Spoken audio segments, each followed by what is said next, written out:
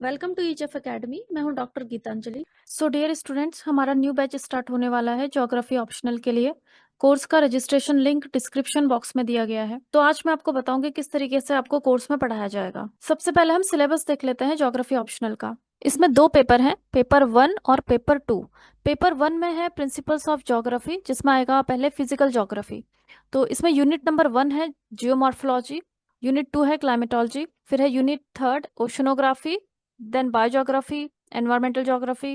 Then paper 1 का ही part 2 है, इसमें आता है ह्यूमन ज्योग्राफी। इसमें फर्स्ट यूनिट है perspectives in human geography, second unit is economic geography, third unit population and settlement geography, fourth unit है रीजनल प्लानिंग, फिफ्थ है models theories and laws in human geography. फिर है paper 2। Paper 2 में आ जाता है complete geography of India, India की geography से related everything. इसमें फर्स्ट यूनिट है फिजिकल सेटिंग, दूसरा है resources, agriculture, industry, transport, communication and trade, cultural setting, settlements, regional development and planning, political aspects and contemporary issues. Now कौन कौन सी book आपके course में कवर करी जाएंगी? तो जो फर्स्ट 3 यूनिट्स हैं, ज्योमॉर्फोलॉजी, क्लाइमेटोलॉजी एंड ओशनोग्राफी, इसके लिए फिजिकल ज्योग्राफी बाय सविंद्रा सिंह, ये बुक कवर करी जाएगी। फिर है बायोज्योग्राफी, इसके लिए physical geography by Richard Brant. Then environmental geography के लिए this book, Shankar IAS academy की एनवायरमेंट। फिर पेपर 1 के पार्ट 2 के लिए इसमें आता है ह्यूमन ज्योग्राफी, पहला यूनिट है इसका पर्सपेक्टिव्स इन ह्यूमन ज्योग्राफी। इसके लिए 2 बुक्स कवर करी जाती हैं, geographical thoughts by R D Dikshit and human geography by Majid Husain. Then है इकोनॉमिक ज्योग्राफी, ये आपका इंटरनेट और करंट अफेयर में से आता है, तो करंट अफेयर आपको कंप्लीट पढ़ाया जाएगा, उसमें से ये कवर हो जाता है। Then population and settlement geography, ये भी human geography by Majid Husain है, इसके कुछ सेलेक्टेड चैप्टर्स हैं वो करवाए जाएंगे। देन रीजनल प्लानिंग, इसमें भी अगेन आ जाते हैं ये 2 books, geographical thought by R D Dikshit, human geography by Majid Husain, इसी के कुछ सेलेक्टेड चैप्टर्स में से ये कवर हो जाता है। Then models theories and laws in human geography, इसके लिए माजिद हुसैन की बुक मॉडल्स इन ज्योग्राफी। फिर पेपर 2 जो है ज्योग्राफी ऑफ इंडिया, इसके लिए 3 बुक्स कवर की जाएंगी, डी आर खुल्लर की India comprehensive geography, then Majid Hussain की geography of India and regional planning in India by Mahesh Chand and V K Puri. तो ये सारी बुक्स कवर करी जाएंगी ज्योग्राफी ऑप्शनल के लिए, और इनके नोट्स आपको कंसोलिडेटेड फॉर्म में अवेलेबल करवाए जाएंगे। फिर कंटेम्प्रेरी इशू है, कंटेम्प्रेरी इश्यूज में आपके करंट अफेयर्स आ जाते हैं, तो कंप्लीट करंट अफेयर्स आपको पढ़ाया जाएगा। तो आज मैं आपको पढ़ाऊंगी पेपर 1 का टॉपिक नंबर 2 क्लाइमेटोलॉजी, जो कि बहुत इंपॉर्टेंट है। तो सबसे पहले तो इससे रिलेटेड हम प्रीवियस ईयर के क्वेश्चंस देख लेते हैं कि ज्योग्राफी ऑप्शनल में किस तरीके से क्वेश्चंस पूछे जाते हैं क्लाइमेट चेंज क्लाइमेटोलॉजी से रिलेटेड। तो इसमें 2024 का क्वेश्चन है, question number 4, how is carbon neutrality essential for future environmental conservation. तो it is related to climate change से ये रिलेटेड क्वेश्चन है। इसमें ये भी पूछा गया है कि describe various efforts taken by nation in this regard. तो इसमें जितने भी पॉलिसीज है कंट्री की, जो कि गवर्नमेंट कमिट करते रहती है डिफरेंट टाइप के इंटरनेशनल कॉन्फ्रेंसेस में भी, तो वो सब कुछ यहाँ पे लिखना है। फिर 2024 का ये क्वेश्चन पेपर है, तो ज्योग्राफी पेपर 2, इसमें देखिए क्या क्या क्वेश्चन पूछे गए हैं। Discuss the variation in nature of glaciers in India and the emerging issues due to climate change. तो क्लाइमेट चेंज की वजह से हमारे ग्लेशियर्स पर भी काफी इम्पैक्ट पड़ रहा है, उससे रिलेटेड ये क्वेश्चन है। देन 2022 का क्वेश्चन है, question 4A, rise of surface temperature brings severe consequences. Climate change की वजह से जो सरफेस टेम्परेचर बढ़ रहा है उसके बहुत सारे कंसिक्वेंसेस देखे जा रहे हैं। Elaborate the potential changes and threats associated with the world. तो उसके अभी और क्या क्या पोटेंशियल थ्रेट्स क्या क्या हो सकते हैं। इसके अलावा नेक्स्ट क्वेश्चन है, describe how short term variation in temperature are related to the process of receiving energy from the sun to the earth surface। देखो क्लाइमेट चेंज होता कैसे है, जब सनलाइट पहुंचती है अर्थ पे, अर्थ से री रेडिएट होता है, और वो एनर्जी जब री रेडिएट नहीं हो पाती है, जो ग्रीन हाउस गैसेस है उसको कैप्चर करके वापस अर्थ पे ही भेजने लगती है, तो उसी से क्लाइमेट चेंज होता है। इसे हम पढ़ेंगे आज के टॉपिक में। तो वही क्वेश्चन पूछा गया है यहाँ पे कि describe how short term variation in temperature are related to the process of receiving energy from the sun to the earth surface and dissipating it to the atmosphere. तो जो सन से एनर्जी आ रही है वो एटमॉस्फेयर में किस तरीके से कैप्चर हो रही है। फिर नेक्स्ट क्वेश्चन पूछा गया है इसी में, climate change is a serious problem to global food security and poverty eradication. देखो क्लाइमेट चेंज अगर हो रहा है तो उसका इम्पैक्ट हर जगह देखा जा रहा है, चाहे वो सी लेवल राइज पे हो, या फिर जो क्रॉप प्रोडक्शन है, जो हमारी क्रॉप्स है उनको एक स्पेसिफिक टेम्परेचर चाहिए हर प्लांट को ग्रो करने के लिए। अब अगर टेम्परेचर राइज होता है तो उसका क्या इम्पैक्ट पड़ेगा क्रॉप प्रोडक्शन पे, हमारे जो फसलें हैं वो किस तरीके से उन पर निगेटिवली अगर वो इम्पैक्ट होती है तो फूड सिक्योरिटी पे भी उसका इम्पैक्ट पड़ता है। एंड ऑल्सो पॉवर्टी इरेडिकेशन पे भी इनडायरेक्टली डायरेक्टली उसका इम्पैक्ट पड़ता है। तो ये क्वेश्चन पूछा गया है, इसे क्रिटिकली एग्जामिन करिए। फिर क्वेश्चन है यहाँ पे, फिर ये किसी और ईयर का क्वेश्चन है। Account for the growing frequency and intensity of flood in India and suggest short and long term remedial measures indicating chronology flood prone areas। देखो क्लाइमेट चेंज का इम्पैक्ट इन फ्लड्स पे भी पड़ रहा है, flood की frequency और intensity दोनों ही बढ़ चुकी है, तो उसी से रिलेटेड ये क्वेश्चन है। फिर क्वेश्चन है how does climate change affect the process of desertification. देखो डेजर्टिफिकेशन का क्या मतलब होता है, जो हमारे डेजर्ट्स हैं, जो डेजर्ट्स हैं उनकी प्रोडक्टिविटी कम होती है, लेकिन कुछ तो प्रोडक्शन वहां पे भी होता है, कुछ टाइप के वेजिटेशन वहां पे भी होती है। तो डेजर्टिफिकेशन का मतलब ये है कि जो वेजिटेशन डेजर्ट में ग्रो करती थी उनकी भी प्रोडक्टिविटी का कम हो जाना, उसे हम कहते हैं डेजर्टिफिकेशन। तो क्लाइमेट चेंज का इम्पैक्ट डेजर्टिफिकेशन पे भी दिखाई दे रहा है, तो उसी से रिलेटेड ये क्वेश्चन है। अब हम यूपीएससी प्री के भी कुछ क्वेश्चंस देख लेते हैं, ज्योग्राफी से रिलेटेड किस तरीके के क्वेश्चंस यहाँ पर पूछे गए हैं। इसमें पहला क्वेश्चन है क्लाइमेट चेंज से related, which of the following national missions come under national action plan for climate change. 5 option दिए हैं इसमें। पहला है national solar mission, water mission, green hydrogen mission, mission for sustainable agriculture, mission on sustainable Himalayan ecosystem. तो इसका answer क्या है, answer is 4। तो इसमें कौन नहीं है, this one national green hydrogen mission, ये पार्ट नहीं है national action plan for climate change. तो ये क्वेश्चन आया था आपका प्रीवियस ईयर में। दूसरा क्वेश्चन हम देख लेते हैं, very easy question. Arrange the following gases in ascending order of their global warming potential. तो काफी इजी क्वेश्चन है, इसमें गैसेस दी हैं CO2, methane, SF6, CF11 and nitrous oxide. तो इसका आंसर है आंसर 2। तो इसमें हम देखें सबसे पहले है CO2, इसका सबसे कम ग्लोबल वार्मिंग पोटेंशियल होता है और इसी को हम स्टैंडर्ड की तरह लेते भी हैं। दूसरा है बी जो कि है मेथेन, तो ये 25 टाइम्स ज्यादा मोर पोटेंट है देन CO2। फिर ई यानी कि नाइट्रस ऑक्साइड, ये है 3rd नंबर पे। फिर है डी यानी कि CFC क्लोरोफ्लोरोकार्बन। और उसके बाद सबसे ज्यादा जो मैक्सिमम पोटेंशियल है, ग्लोबल वार्मिंग पोटेंशियल है, वो है SF6 का, सल्फर हेक्साफ्लोराइड। तो इसका आंसर हो जाता है answer 2, this one, this is the order.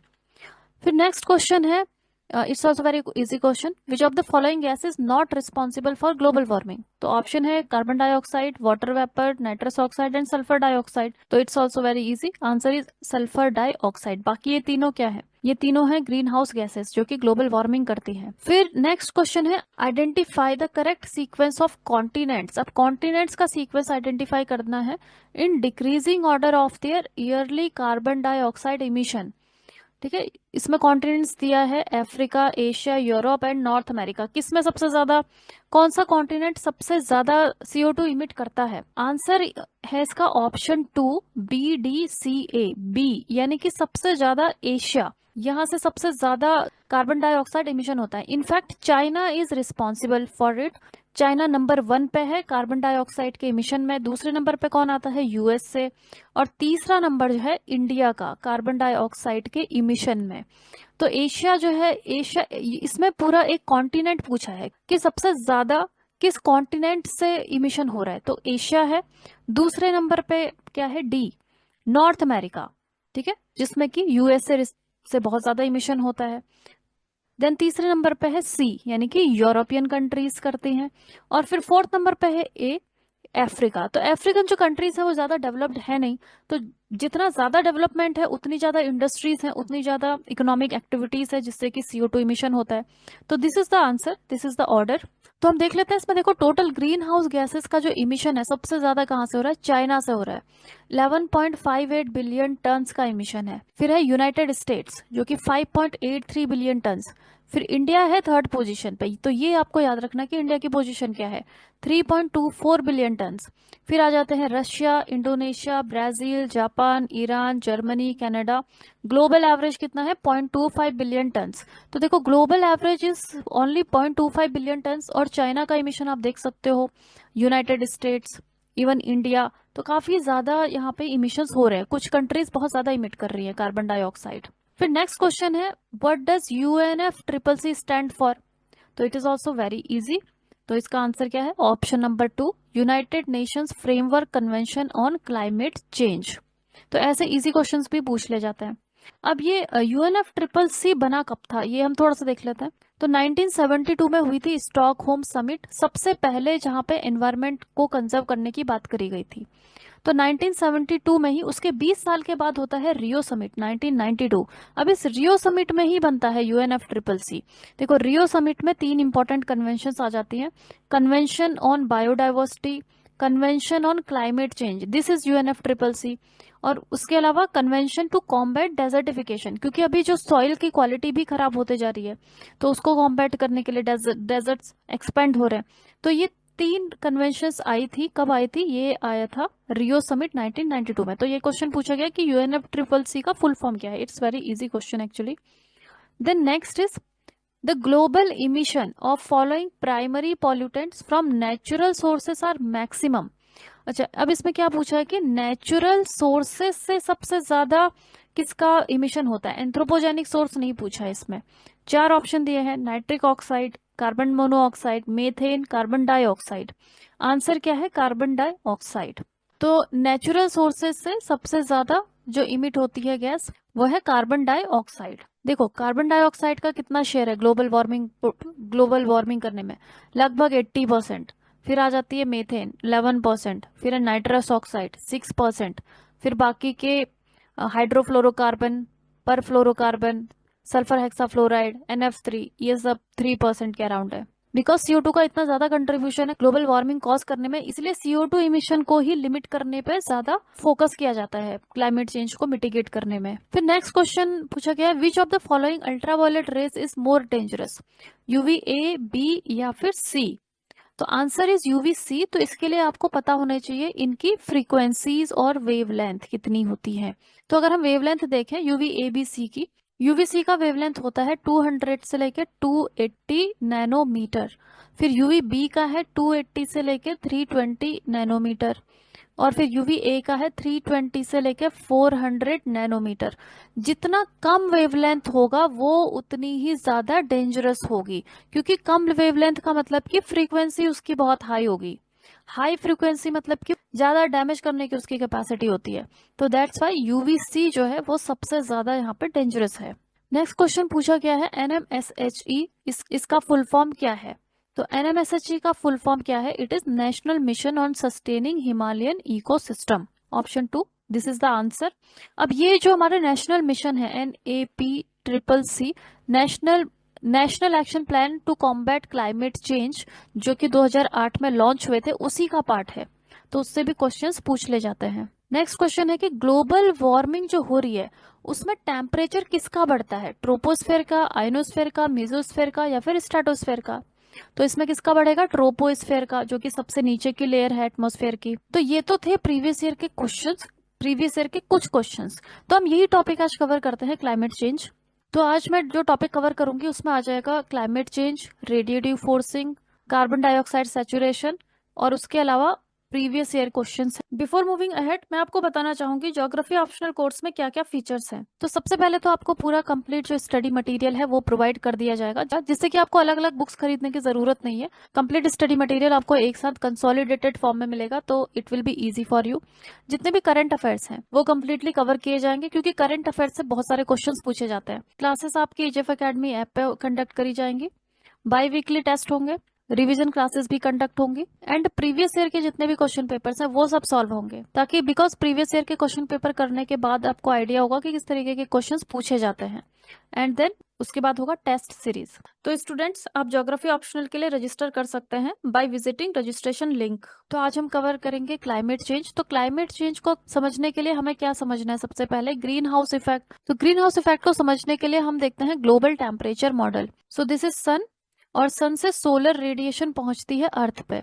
तो सन का जो सोलर रेडिएशन है इसे हम इलेक्ट्रोमैग्नेटिक रेडिएशन भी कहते हैं, और इसमें अलग अलग तरीके के रेडिएशंस इंक्लूड होती है। This is our sun and this is the earth. Sun से जो सोलर रेडिएशन अर्थ पे पहुंचता है उसमें होता है gamma rays, X rays, ultraviolet, जिसमें कि नियर अल्ट्रावायलेट, फार अल्ट्रावायलेट दोनों है, विजिबल लाइट, इंफ्रारेड है, far infrared and near infrared, then है रेडियो वेव्स। तो सन का जो टेम्परेचर है वो बहुत ज्यादा टेम्परेचर है, अप्रोक्स 1 लाख डिग्री सेल्सियस के आसपास में है। तो दैट्स वाई ये इतनी ज्यादा हार्मफुल रेज इमिट करता है, gamma rays, X rays, UV rays. अब ये सोलर रेडिएशन जब अर्थ तक पहुंचती है तो अर्थ का भी टेम्परेचर बढ़ता है, और जो भी ऑब्जेक्ट है, कोई भी ऑब्जेक्ट, जब उसका टेम्परेचर बढ़ता है तो वो रेडिएशंस को इमिट करना शुरू कर देती है। अर्थ का भी टेम्परेचर बढ़ता है सोलर एनर्जी से, और फिर अर्थ से भी रेडिएशंस इमिट होती है। अब बिकॉज अर्थ का जो एवरेज टेम्परेचर है वो सिर्फ है 15 डिग्री सेल्सियस का एवरेज है, तो दैट्स वाई इतना कम टेम्परेचर है, इसीलिए अर्थ से जो रेडिएशंस इमिट होती है वो होती हैं इंफ्रारेड रेडिएशंस। तो this far infrared and near infrared. बाकी की जो gamma rays, X rays, UV rays, ये सब इमिट नहीं होती है अर्थ से, क्योंकि ये जो रेज है ये तभी इमिट होंगी जब टेम्परेचर बहुत ज्यादा होगा किसी भी ऑब्जेक्ट का। तो अर्थ से इमिट होती है इंफ्रारेड रेडिएशन। अब ये जो रेडिएशन बाहर निकल रही है, इन्हीं रेडिएशंस को हमारे जो ग्रीन हाउस गैसेस हैं वो एब्जॉर्ब कर लेते हैं और वापस भेज देते हैं अर्थ पे, जिसकी वजह से कि टेम्परेचर हमारा मेंटेन रहता है। तो यही इस मॉडल में भी बताया गया है, ग्लोबल टेम्परेचर मॉडल में। तो स्टीफन बोल्ट्जमान की जो इक्वेशन है उसके अकॉर्डिंग अगर हम देखें कि जो एनर्जी कमिंग फ्रॉम सन, जो एनर्जी सन से आ रही है, मतलब कि जो जो सोलर एनर्जी सन से पहुंच रही है अर्थ तक, ठीक है, सपोज दैट इज द 100% जो एनर्जी पहुंच रही है अर्थ तक, अगर वो is equal to energy radiated back by earth, वो इक्वल है किसके, जो एनर्जी अब अर्थ जब गर्म होके वापस एनर्जी को स्पेस में भेज रही है जो कि इंफ्रारेड एनर्जी है। तो अगर जितनी एनर्जी सोलर रेडिएशन से पहुंचती है अर्थ पे, अगर उसका 100% एनर्जी बाहर भेज देती है अर्थ, तो फिर हमारा ग्लोबल एवरेज टेम्परेचर कितना होगा, -19 डिग्री सेल्सियस होना चाहिए according to Stefan Boltzmann equation के हिसाब से।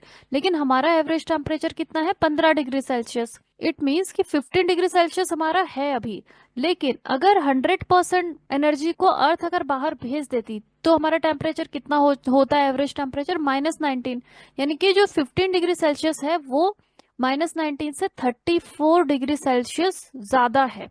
तो ये जो हाई टेम्परेचर है, ये हाई टेम्परेचर किस वजह से है, ग्रीन हाउस इफेक्ट की वजह से है। क्योंकि जो एनर्जी बाहर जा रही है इंफ्रारेड के फॉर्म में, उसे जो हमारे ग्रीन हाउस गैसेस है, जैसे कि कार्बन डाइऑक्साइड है, मेथेन है, नाइट्रस ऑक्साइड है, वो सब उसको एब्जॉर्ब करके वापस भेज देते हैं अर्थ पे, जिससे कि अर्थ का जो टेम्परेचर है वो बहुत ज्यादा ठंडा नहीं होता है, वो 15 डिग्री सेल्सियस पे मेंटेन रहता है। तो इसे ही हम क्या कहते हैं, ग्रीन हाउस इफेक्ट। तो ग्रीन हाउस इफेक्ट हमारे लिए बहुत ज्यादा जरूरी है ताकि एक सही टेम्परेचर मेंटेन रहे अर्थ पे। लेकिन अभी क्या हो रहा है, अभी जो ग्रीन हाउस गैसेस है जैसे CO2, मेथेन, इन सब ग्रीन हाउस गैसेस का कॉन्सेंट्रेशन अभी काफी ज्यादा बढ़ चुका है इंडस्ट्रियल एक्टिविटीज, वेहिकुलर एक्टिविटीज, इन सब की वजह से। तो ज्यादा से ज्यादा इंफ्रारेड रेडिएशन को एब्जॉर्ब करके वापस भेज रहे हैं अर्थ पे, जिसकी वजह से कि टेम्परेचर जो है वो 15 डिग्री सेल्सियस से ऊपर बढ़ गया है। तो अभी IPCC की जो लास्ट रिपोर्ट थी उसके हिसाब से 1.15 डिग्री सेल्सियस से ज्यादा टेम्परेचर बढ़ चुका है अर्थ का। तो एवरेज टेम्परेचर अगर हम देखें रियलिटी में, तो now it is not 15 degree Celsius, अभी ये 16 डिग्री सेल्सियस या उससे ज्यादा हो चुका है। तो that is green house effect, जिसकी वजह से क्या हो रहा है, जिसकी वजह से हो रहा है क्लाइमेट चेंज। तो हम देखते हैं कि ये जो सोलर एनर्जी है जो कि अर्थ पे पहुंच रही है, इसमें कौन कौन सी रेडिएशंस है। इसमें है gamma rays, X rays, ultraviolet rays, visible light, infrared, radio waves. तो अब इनमें क्या इंपॉर्टेंट है, इनकी वेवलेंथ सबसे ज्यादा इंपॉर्टेंट है, क्योंकि जितनी कम वेवलेंथ होगी, लेस वेवलेंथ का मतलब कि वो उतना ही ज्यादा हार्मफुल है। गामा रेस की वेवलेंथ आप देख सकते हो 0.0001 एनम, एनम मतलब नैनोमीटर। तो 0.0001 नैनोमीटर से लेके 0.01 नैनोमीटर तक है। इट मीन्स कि बहुत ही कम वेवलेंथ है, तो गामा रेज बहुत ज्यादा हार्मफुल होते हैं। फिर सेकंड नंबर पे आता है एक्स रेज। इसकी वेवलेंथ कितनी है, 0.01 एनम से लेके 10 एनम तक का, ये भी बहुत ज्यादा हार्मफुल है। फिर अल्ट्रावायलेट रेडिएशन, इनकी वेवलेंथ है 10 एनम से लेके, फिर यहाँ पे आप देखिए विजिबल लाइट स्टार्ट होती है 400 एनम तक। तो अल्ट्रावायलेट 10 एनम से लेके 400 एनम तक का वेवलेंथ है, तो they are also very harmful. फिर आता है विजिबल लाइट 400 से 700 एनम तक। तो विजिबल लाइट को हम विजिबल इसीलिए कहते हैं क्योंकि इलेक्ट्रोमैग्नेटिक रेडिएशन में जितनी भी लाइट्स हैं उनमें से सिर्फ विजिबल लाइट को ही हम देख सकते हैं, बाकी लाइट्स को हम नहीं देख सकते। तो that's why we call it visible light. तो विजिबल लाइट होता है 400 एनएम से लेके 700 एनएम तक की इसकी वेवलेंथ होती है। फिर इसके बाद आता है इंफ्रारेड रेडिएशन। इन इंफ्रारेड रेडिएशन को ही अर्थ बाहर भेजती है। तो इसका कितना है 1000 एनएम से लेके 0.01 सेंटीमीटर तक। अब देखो ये सेंटीमीटर में आ चुका है। इट मीन्स कि इंफ्रारेड की जो वेवलेंथ है वो काफी ज्यादा है, तो दैट्स वाई ये हार्मलेस होता है। विजिबल लाइट की भी ज्यादा है 400 से 700 एनएम, तो ये भी ज्यादा है, इसलिए ये भी हमारे लिए हार्मलेस है। लेकिन ये जो लेस वेवलेंथ वाली रेडिएशन है, gamma rays, X rays, UV rays, ये बहुत ज्यादा हार्मफुल होती है क्योंकि इनका जो वेवलेंथ है वो बहुत ही कम है। फिर इंफ्रारेड के बाद आ जाएगा माइक्रोवेव्स। माइक्रोवेव में भी अलग अलग तरीके की रेडिएशंस होती है, रडार, टीवी, एफएम, एएम, ये सब। देखो प्रीवियस ईयर में कुछ क्वेश्चन भी पूछे गए हैं वेवलेंथ को लेके, जैसे कि decreasing order of wavelength of infrared, microwave, ultraviolet, gamma ray. तो इट इज वेरी इजी कि इनमें इनको आप बताइए डिक्रीजिंग ऑर्डर में।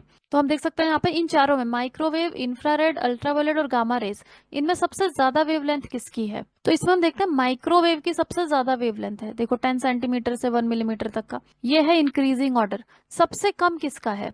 सबसे कम किसका है? Gamma raise. गामा रेज का सबसे कम वेवलेंथ है।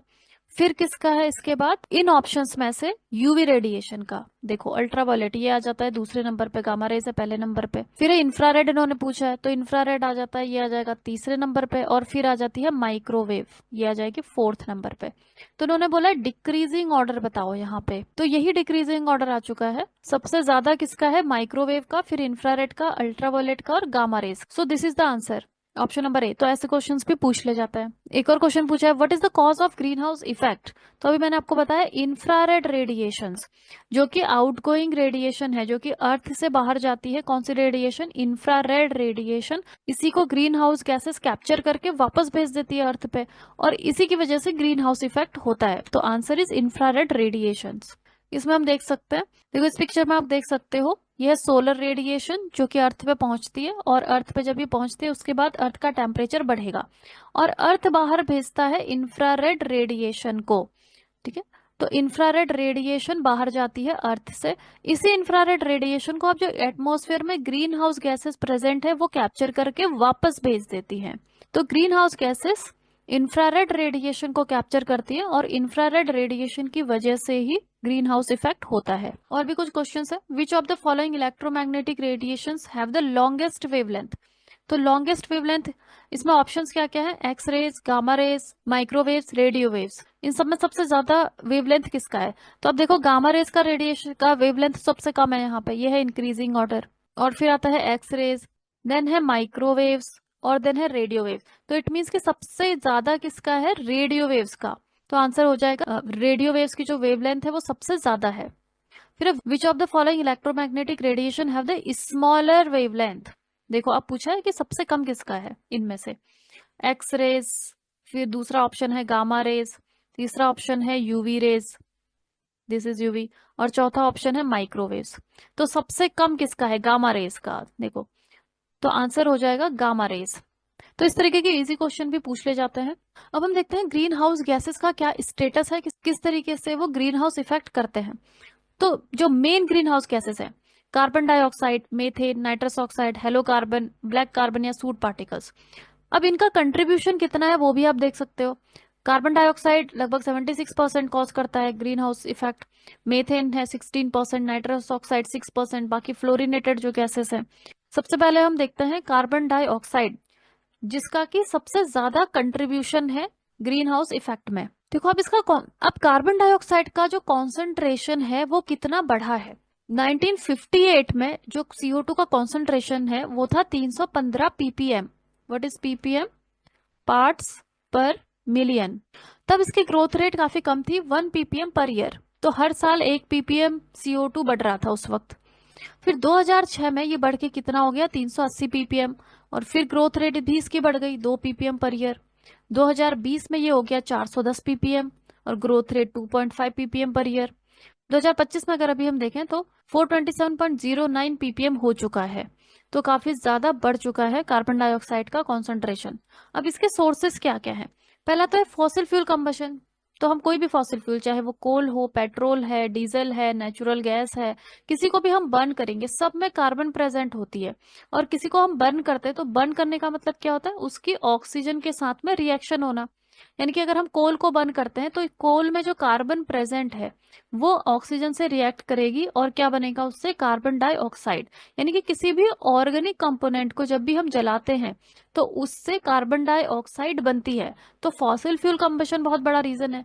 इंडस्ट्रियल प्रोसेसेस, जितनी भी हमारी इंडस्ट्रीज है वो सब रिस्पॉन्सिबल है CO2 इमिशन के लिए। तो इंडस्ट्रियल प्रोसेसेस में भी जैसे सोडा ऐश प्रोडक्शन होता है Na2CO3, प्रोडक्शन ऑफ एल्यूमिनियम का जहाँ पे प्रोडक्शन होता है, ये मेजर इंडस्ट्रीज हैं जहां से कि CO2 इमिट होती है।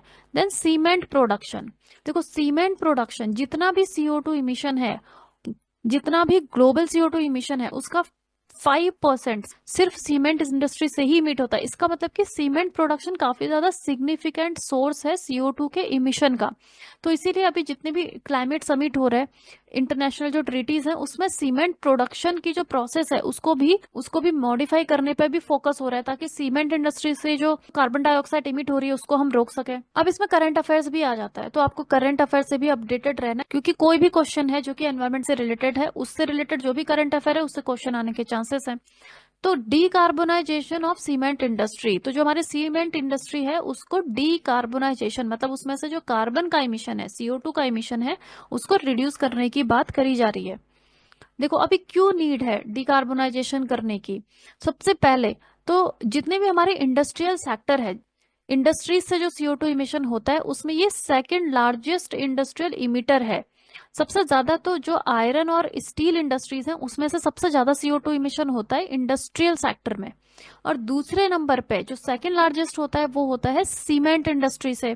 तो ये कंट्रीब्यूट करता है 7% ऑफ टोटल CO2 इमिशन, जितना भी हो रहा है उसका 7%, 5 to 7% तक का ये इमिट करता है। इसके अलावा अभी नेट जीरो का जो गोल अचीव करना है, वर्ल्ड की जितने भी कंट्रीज हैं वो नेट जीरो अचीव करना चाहती है। नेट जीरो का मतलब ये है कि जो हमारी इंडस्ट्रीज है उसमें से जो CO2 इमिट हो रहा है, अगर 100 किलोग्राम CO2 इमिट हो रहा है तो उस 100 किलोग्राम को हम वापस सीक्वेस्टर कर सके, ताकि वो 100 किलोग्राम एटमॉस्फेयर में ना रहे। उसी को हम क्या कहते हैं, नेट जीरो, मतलब कि नेट इमिशन CO2 का होना चाहिए जीरो। तो ये किस तरीके से होता है, अगर हम प्लांटेशन करते हैं तो प्लांट फोटोसिंथेसिस की प्रोसेस में कुछ कार्बन डाइऑक्साइड को ये एब्जॉर्ब कर लेता है, लेकिन सिर्फ प्लांटेशन इज नॉट सफिशिएंट। अगर किसी भी इंडस्ट्री से CO2 बाहर जा रही है तो उसको वहीं पे कैप्चर करने की जरूरत है। उसके लिए क्या होता है, CCS, यानी कि इसे हम क्या कहते हैं, कार्बन कैप्चर एंड स्टोरेज इसे कहा जाता है। कि जो आउटगोइंग जो गैसेस है उसमें जितनी भी कार्बन डाइऑक्साइड है उसको वहीं पे कैप्चर कर लिया जाए। तो उससे क्या होगा, एटमॉस्फेयर में वो CO2 नहीं जाएगा और हमें नेट जीरो अचीव करने में इजी रहेगा। तो अब नेट जीरो अगर हमें अचीव करना है तो जितने भी इंडस्ट्रीज हैं जहां से कि CO2 का बहुत ज्यादा इमिशन हो रहा है, जैसे कि सीमेंट इंडस्ट्री है, तो उसमें से CO2 इमिशन को भी कम करना पड़ेगा। तो जो ग्लोबल टारगेट है नेट जीरो का अचीव करने का वो है 2050 तक, लेकिन इंडिया का टारगेट कितना है, 2070 तक। तो इंडिया ने कहा है कि हम 2070 तक नेट जीरो को अचीव करेंगे। जो सीमेंट इंडस्ट्री है उसमें से कार्बन डाइऑक्साइड इमिट होती कैसे है, इसे भी समझना जरूरी है। तो सीमेंट इंडस्ट्री में पायरो प्रोसेसिंग होता है। तो पायरो प्रोसेसिंग क्या है, ये वाला जो केमिकल रिएक्शन है, इस केमिकल रिएक्शन से ही बनता है सीमेंट। तो सीमेंट बनाने के लिए लाइमस्टोन यानी कि कैल्शियम कार्बोनेट को हीट किया जाता है, किसके साथ, क्ले या सैंड के साथ में इसको हीट किया जाता है, तो उससे सीमेंट बनता है। लेकिन उसके साथ ही ये कार्बन डाइऑक्साइड भी यहाँ पे इमिट होती है। तो this is the source of carbon dioxide. तो आप देख सकते हो ये एक रोटेटिंग किल्न है और इसी में जो ग्राउंड लाइमस्टोन और क्ले है उसको डाल दिया जाता है और इसको गर्म किया जाता है। ठीक है, हॉट एयर इसमें डाली जाती है और इसी प्रोसेस में कार्बन डाइऑक्साइड इमिट होती है, जो कि ग्लोबली 5 to 7% रिस्पॉन्सिबल है क्लाइमेट चेंज के लिए। तो इस CO2 को रोकना बहुत ज्यादा जरूरी है। अब इंडिया में काफी चैलेंजेस हैं सीमेंट इंडस्ट्री से कार्बन एमिशन को रोकने के लिए। पहला तो इंडिया जो है one of the fastest urbanising country है, क्योंकि इंडिया भी किस में आता है, डेवलपिंग कंट्री में आता है। तो बहुत ज्यादा डेवलपमेंट होना अभी है यहाँ पे बाकी, तो बहुत ज्यादा डेवलपमेंट अभी हो रहा है। तो डेवलपमेंट का मतलब है हाउसिंग और इंफ्रास्ट्रक्चर सेक्टर भी डेवलप हो रहे हैं, और उसमें किस चीज की जरूरत पड़ती है, उसमें सीमेंट की जरूरत पड़ती है। तो बहुत ज्यादा सीमेंट प्रोडक्शन हो रहा है और उसके साथ ही कार्बन इमिशन भी बहुत ज्यादा हो रहा है। तो ये हमारे लिए चैलेंज है कि हम एक डेवलपिंग कंट्री हैं, तो हमें डेवलपमेंट भी करना है, और डेवलपमेंट में जितने भी इसेंशियल चीजें हैं उसी में सीमेंट भी आता है, तो उसको रोकना थोड़ा सा टफ है। Lack of availability of alternatives for pyro processing, ये जो प्रोसेस है सीमेंट प्रोडक्शन की, इसे हम क्या कहते हैं, पायरो प्रोसेसिंग, जिसमें कि लाइमस्टोन को क्ले के साथ में हीट किया जाता है, इसे हम क्या कहते हैं, पायरो प्रोसेसिंग, और इसी से CO2 इमिट होती है। तो अब ये जो पायरो प्रोसेसिंग है जिससे सीमेंट बन रहा है, इसका कोई ऑल्टरनेटिव अभी है नहीं जिससे कि हम सीमेंट बना सकें, तो ये भी एक प्रॉब्लम है। तो सीमेंट इंडस्ट्री का डीकार्बोनाइजेशन किस तरीके से किया जा सकता है?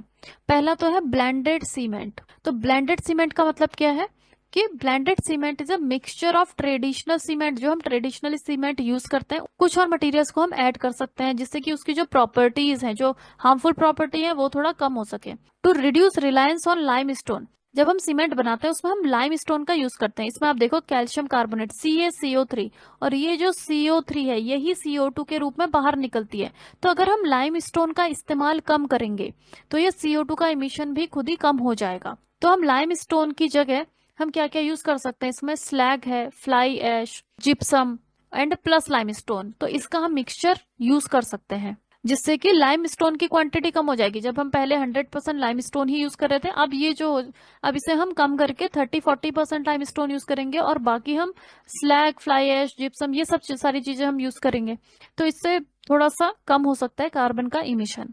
इसके अलावा एडवांस टेक्नोलॉजीज को इम्प्लीमेंट करना बहुत जरूरी है, जो कि आती है CCUS technology, carbon capture utilisation and storage. तो इसका मतलब क्या है कि जो कार्बन बाहर निकल रही है इंडस्ट्री से, जब suppose this is cement industry, cement industry में सीमेंट बनता है और उससे CO2 बाहर निकलता है, तो ये जो आउटगोइंग CO2 है, इसको हम क्या करेंगे, कार्बन को हम कैप्चर कर लेंगे इसमें डिवाइसेस इंस्टॉल करके, फिर उसका हम यूज कर सकते हैं। इस कार्बन डाइऑक्साइड का भी इस्तेमाल हो सकता है किसी न किसी इंडस्ट्रियल प्रोसेसेस में, एंड हम उसको स्टोर कर सकते हैं। तो देखो इसमें हम करते क्या है, CCUS में carbon capture utilisation and storage. तो सपोज ये कोई इंडस्ट्री है जहां से कि कार्बन डाइऑक्साइड बाहर निकल रही है, तो इसमें होता क्या है, अब इसमें suppose this is the power plant जहाँ पे इलेक्ट्रिसिटी बनती है, पावर प्लांट से भी काफी ज्यादा CO2 इमिट होता है। अब इसका जो फ्लू गैस है, फ्लू गैस क्या होता है, जहां भी किसी भी इंडस्ट्री से जो गैसेस बाहर निकलती है उसे हम क्या कहते हैं, उसे हम कहते हैं फ्लू गैस। उस फ्लू गैस में ही कार्बन डाइऑक्साइड प्रेजेंट है। तो ये जो फ्लू गैस है इसको हम पास करेंगे एक एब्जॉर्बर से। ये क्या है, इसमें क्या प्रेजेंट है, कार्बन डाइऑक्साइड एब्जॉर्बर। तो जब ये फ्लू गैस इस एब्जॉर्बर से होते हुए बाहर निकलेगी, तो ये एब्जॉर्बर कार्बन डाइऑक्साइड को एब्जॉर्ब कर लेगा, तो कार्बन डाइऑक्साइड यहीं पे रह जाएगी और बाकी गैसेस बाहर निकल जाएंगी। तो इससे कार्बन डाइऑक्साइड को हम यहाँ पे कैप्चर कर सकते हैं। तो इस तरीके के डिवाइसेस इंस्टॉल करना बहुत जरूरी है। जितनी भी इंडस्ट्रीज है, हर इंडस्ट्री से CO2 इमिट होती है, तो वहां पे ये इंस्टॉल करना बहुत जरूरी है। अब जो सीमेंट है उसके कुछ ऑल्टरनेटिव्स भी हैं, जैसे कि जियोपॉलीमर सीमेंट, इसका हम इस्तेमाल कर सकते हैं। तो जियोपॉलीमर सीमेंट जो है एल्यूमिनियम और सिलिकॉन से बनता है, Al2SiO2, एल्यूमिनो सिलिकेट से। तो इसमें हम क्या यूज कर सकते हैं, Al2SiO5 एल्यूमिनो सिलिकेट्स का हम इस्तेमाल कर सकते हैं इसमें। तो sources of aluminium in nature are not present as carbonate. देखो जो एल्यूमिनियम है, अब जो कार्बन डाइऑक्साइड है वो कहाँ से इमिट होगी, वो कार्बोनेट से इमिट होगी। जैसे कि जो लाइम स्टोन है ये क्या है, कार्बोनेट, कैल्शियम कार्बोनेट। इसका जो CO3 है यही कार्बन डाइऑक्साइड को इमिट करने के लिए रिस्पॉन्सिबल है। तो अगर हम एल्यूमिनो सिलिकेट का इस्तेमाल कर रहे हैं, इसमें C तो है ही नहीं, कार्बन प्रेजेंट ही नहीं है, तो इसलिए CO2 का इमिशन नहीं होगा इसमें। तो दैट्स वाई हम एल्यूमिनियम और सिलिकॉन यानी कि एल्यूमिनो सिलिकेट से हम जियोपॉलीमर सीमेंट बना सकते हैं। तो जो एल्यूमिनियम है वो नेचर में it is not present as carbonate, ये कार्बोनेट के फॉर्म में प्रेजेंट नहीं रहता है। तो इसलिए जब हम इसको यूज करते हैं सीमेंट में, ये CO2 का इमिशन नहीं करता है।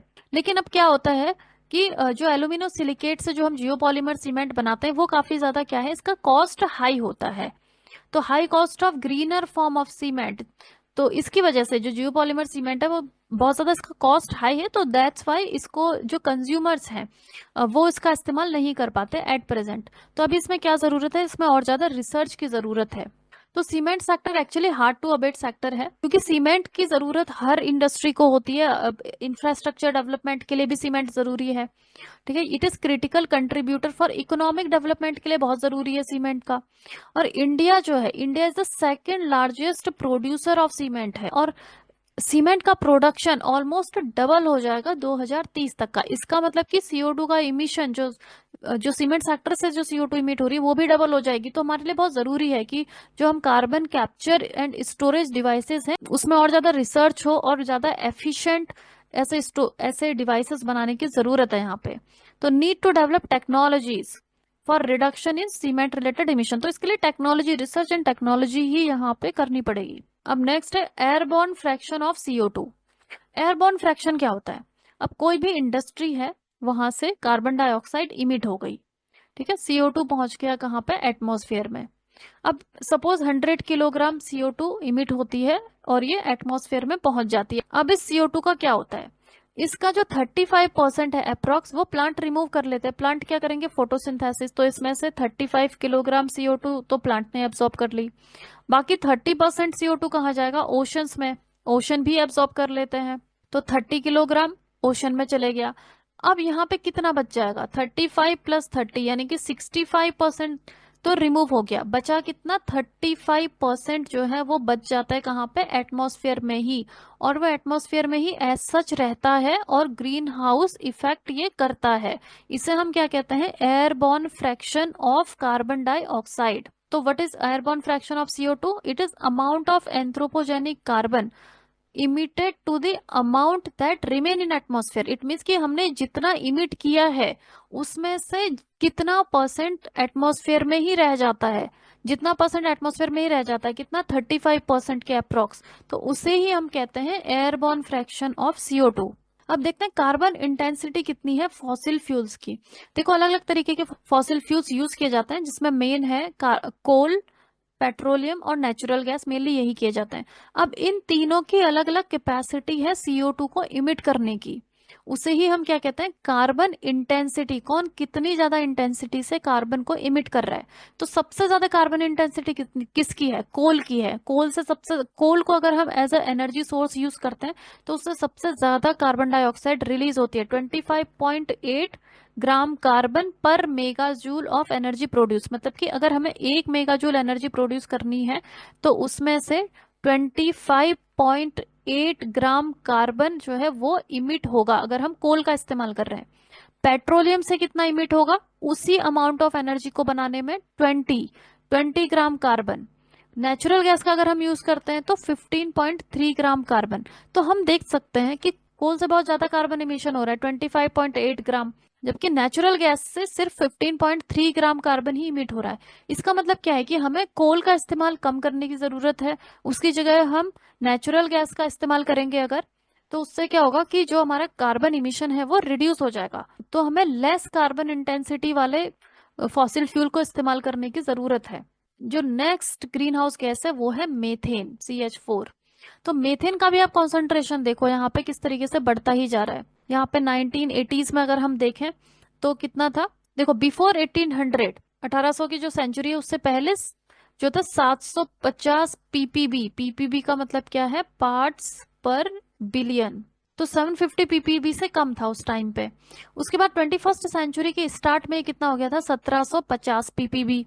और अभी अगर हम देखें 2024 का अगर हम देखें तो ये कहाँ पे पहुंच चुका है? 2000 पीपीबी के आसपास में ये पहुंच चुका है और अभी ये बढ़ते जा रहा है। तो ये इसका ग्राफ है, इसमें हम देख सकते हैं कॉन्टिन्यूअसली इसमें इंक्रीज हो रहा है मेथेन में।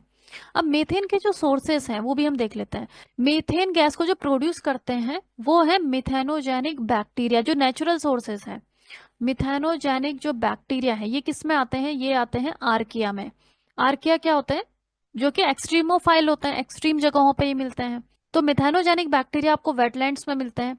अब मिथेनोजेनिक बैक्टीरिया क्या है? These are anaerobic. अनएरोबिक यानी कि जहां पे भी ऑक्सीजन की कमी होगी वहां पे ये मिलेंगे। ऑक्सीजन की प्रेजेंस में ये सर्वाइव नहीं कर सकते। जहां पे ऑक्सीजन कम होगा वहां पे मिथेनोजेनिक बैक्टीरिया मिलते हैं। तो जो वेटलैंड्स है हमारे, वेटलैंड्स जिसमें कि पानी भरा रहता है, तो जहां पे पानी होता है, पानी में ऑक्सीजन का अमाउंट बहुत कम होता है, तो वहां पे अनएरोबिक कंडीशन जनरेट हो जाती है और वहां पे मिथेनोजेनिक बैक्टीरिया ग्रो करते हैं। और मिथेनोजेनिक बैक्टीरिया क्या है? अनएरोबिक बैक्टीरिया, और ये अनएरोबिक रेस्पिरेशन करते हैं। ये वाली जो प्रोसेस है ये प्रोसेस चलती है और इसी में लास्ट में क्या बनता है? यहाँ पे आप देख सकते हो मेथेन का जनरेशन होता है। ये कॉम्प्लेक्स रिएक्शन है, इसे आपको याद करने की जरूरत नहीं है, it is just for example. दो तरीके के रेस्पिरेशन होता है, एक तो एरोबिक रेस्पिरेशन होता है, जो ह्यूमन है वो भी क्या करता है? एरोबिक रेस्पिरेशन, यानी कि हम ऑक्सीजन हम लेते हैं रेस्पिरेशन करने के लिए।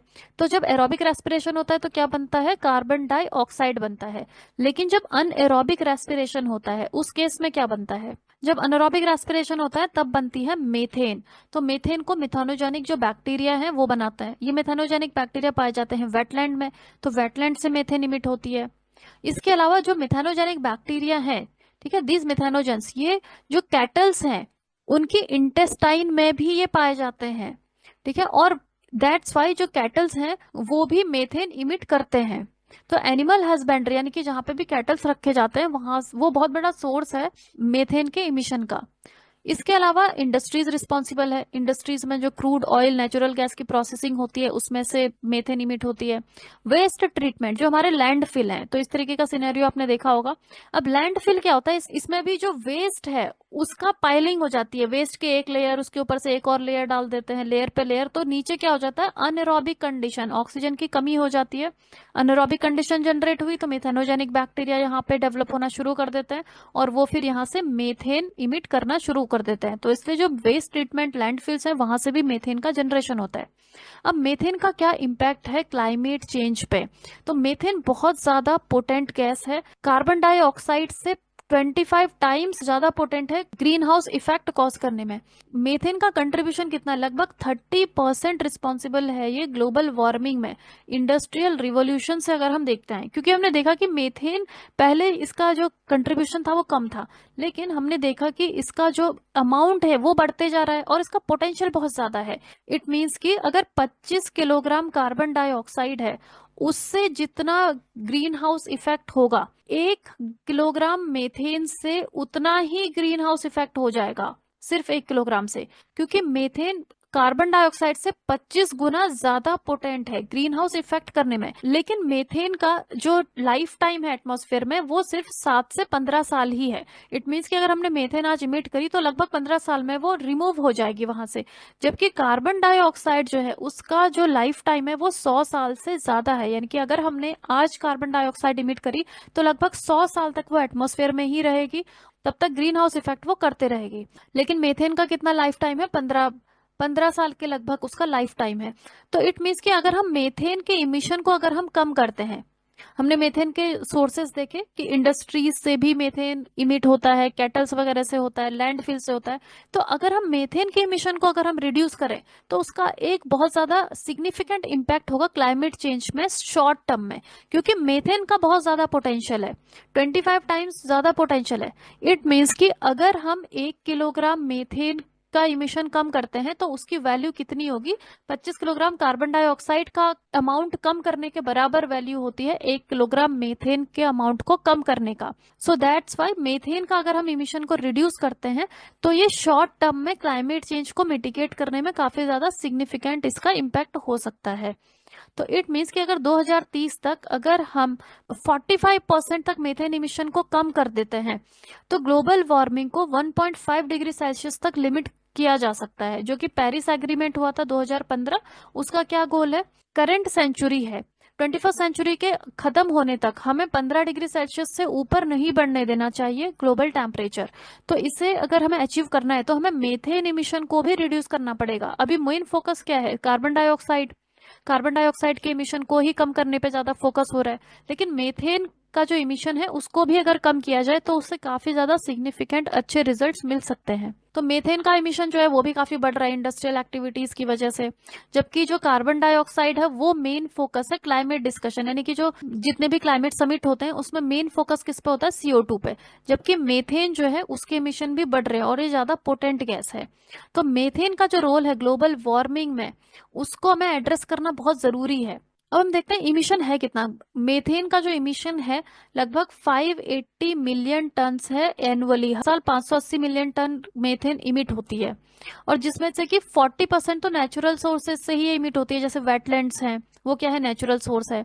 और 60% कहाँ से इमिट हो रहा है, ह्यूमन एक्टिविटीज, जिसे कि हम एंथ्रोपोजेनिक इमिशन भी कहते हैं। अब जो एंथ्रोपोजेनिक यानी ह्यूमन की जो एक्टिविटी है उसमें सबसे बड़ा जो सोर्स है वो क्या है, एग्रीकल्चर है। एग्रीकल्चर में भी क्या, राइस कल्टीवेशन, ये क्या है, एक राइस फील्ड, यहाँ पे राइस ग्रो किया जा रहा है, लेकिन जब राइस की खेती होती है उसमें पानी पूरा भर दिया जाता है उस एग्रीकल्चर फील्ड में। और जब भी हम पानी भर देते हैं किसी भी जगह पे, वहां पे ऑक्सीजन का लेवल बहुत लो हो जाता है, यानी कि अनेरोबिक कंडीशन जनरेट हो जाती है। और जब भी अनेरोबिक कंडीशन जनरेट होगी तो वहां पे मिथेनोजेनिक बैक्टीरिया वहां पे आ जाएंगे, और ये मिथेनोजेनिक बैक्टीरिया मीथेन का इमिशन शुरू कर देता है। तो ये जो एक्टिविटी है एग्रीकल्चर, इससे बहुत ज्यादा मीथेन इमिशन होता है। तो लार्जेस्ट एंथ्रोपोजेनिक सोर्स क्या है, एग्रीकल्चर है, जो कि 25% इमिशन के लिए रिस्पॉन्सिबल है। उसके बाद है एनर्जी सेक्टर। एनर्जी सेक्टर यानी कि जब हम कोल, ऑयल, नेचुरल गैस, बायोफ्यूल, इन सब का इस्तेमाल करते हैं तो उससे मीथेन इमिशन होता है। अब इससे रिलेटेड करंट अफेयर क्या है, तो current affairs is very important, इससे क्वेश्चंस पूछे जाते हैं। अब इसमें है global methane pledge. Global methane pledge sign किया गया था, इसे लॉन्च किया गया था COP26, जो कि 2021 में जो क्लाइमेट समिट हुई थी, उसमें ग्लोबल मीथेन प्लेज की बात करी गई थी। इसे हम ग्लासगो क्लाइमेट पैक्ट भी कहते हैं। ग्लोबल मीथेन प्लेज का क्या एम है, इसका एम है मीथेन के अमाउंट को रिड्यूस करना 30% तक का बाय 2030, यानी कि 2020 में जितनी भी मीथेन थी उससे 30% हमें कम कर देना है मीथेन के इमिशन को 2030 तक का। ये जो ग्लोबल मीथेन प्लेज है, इसको लीड किसने किया है, यूएस ने और यूरोपियन यूनियन ने। और अभी तक इसको 158 कंट्रीज इसको साइन कर चुके हैं, जो रिप्रेजेंट करता है लगभग 50% ऑफ ग्लोबल मीथेन इमिशन। यानी कि ये जितनी भी 158 कंट्रीज हैं उनमें से लगभग 50% जितना भी ग्लोबल मीथेन इमिशन होता है वो इन 158 कंट्रीज से ही होता है, जो कि अभी इसको साइन कर चुके हैं। लेकिन इसमें मेन इंपॉर्टेंट बात यह है कि इंडिया ने इसको साइन नहीं किया है। India opted not to sign global methane pledge. तो इंडिया ने क्यों नहीं साइन किया, why India reject the global methane pledge? तो सबसे पहली बात तो यहाँ पे यह है कि इंडिया क्या है, एक एग्रीकल्चर डोमिनेटेड कंट्री है। एग्रीकल्चर डोमिनेटेड कंट्री है हमारा। इंडिया में अप्रोक्स 50% लोग फार्मर्स हैं जो कि खेती करते हैं। तो अगर ग्लोबल मीथेन प्लेज को साइन कर दिया जाएगा तो मीथेन का मेन सोर्स क्या है, एग्रीकल्चर। तो ये जो राइस कल्टीवेशन होता है तो इसे हमें रिड्यूस करना पड़ेगा, जो कि अभी हम नहीं कर सकते हैं। तो दैट्स वाई इंडिया ने इसको साइन नहीं किया। और दूसरा है एंट्रिक फर्मेंटेशन। एंट्रिक फर्मेंटेशन मतलब कि जो ये कैटल्स हैं उनकी जो इंटेस्टाइन है उसमें मिथेनोजेंस रहते हैं और वहां से भी मीथेन का प्रोडक्शन होता है। और इंडिया में फार्मर्स लाइव स्टॉक रखते हैं, यानी कि कैटल्स रखते हैं। तो अगर हम इसे साइन कर देंगे तो लाइव स्टॉक से यानी कि कैटल से जो मीथेन इमिशन हो रहा है उसको भी हमें रोकना पड़ेगा, तो उसको भी नहीं रोका जा सकता है। पैडी कल्टीवेशन यानी कि राइस का जो कल्टीवेशन है, पैडी का मतलब क्या होता है, राइस। तो राइस का जो कल्टीवेशन है उसको भी रोक पाना अभी थोड़ा मुश्किल है। इसके अलावा इंडिया क्या है, India is one of the largest producer and exporter of rice. देखो सबसे ज्यादा वर्ल्ड में सबसे ज्यादा राइस प्रोडक्शन इंडिया से ही होता है और एक्सपोर्ट भी सबसे ज्यादा होता है इंडिया से, एक्सपोर्ट भी हम करते हैं। तो अगर राइस कल्टीवेशन को अगर हम कम कर दें मेथेन इमिशन कम करने के लिए, तो उसका सीधा सीधा इम्पैक्ट किस पे पड़ेगा, एक्सपोर्ट पे पड़ेगा, जिससे कि फार्मर्स की इनकम यहाँ पे कम हो सकती है, डोमेस्टिक सप्लाई भी कम हो सकता है, एक्सपोर्ट भी कम हो जाएगा। तो इसका इम्पैक्ट इंडिया की इकोनॉमी पे भी पड़ेगी और जो फार्मर्स हैं उन पे भी पड़ेगा। तो दैट्स वाई इंडिया ने ग्लोबल मीथेन प्लेज को साइन नहीं किया। तो how is India reducing methane emission? देखो इंडिया का पार्टिसिपेशन है क्लाइमेट एग्रीमेंट में।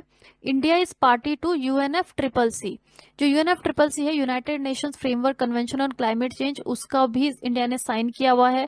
और उसी के साथ क्योटो प्रोटोकॉल, पेरिस एग्रीमेंट, इन सबको साइन किया हुआ है। और ये जितने भी ट्रीटीज हैं ये सब इनका फोकस क्या है, कार्बन डाइऑक्साइड यानी ग्रीन हाउस गैसेस को रिड्यूस करना, यही इनका एम है। तो ये ऑलरेडी इंडिया ने साइन किया हुआ है।